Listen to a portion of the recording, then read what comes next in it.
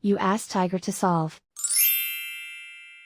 This deals with linear equations with one unknown. The final result is h equals 3. Let's solve it step by step. Group all h terms on the left side of the equation. Add 3h to both sides. Group like terms. Simplify the arithmetic. Group like terms. Simplify the arithmetic. Group all constants on the right side of the equation.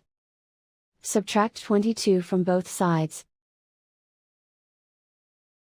Simplify the arithmetic.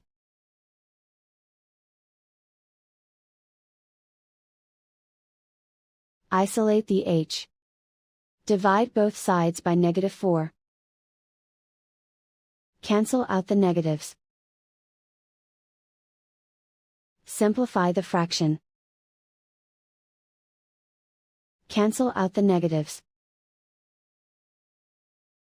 Find the greatest common factor of the numerator and denominator. Factor out and cancel the greatest common factor. And so the final result is h equals 3.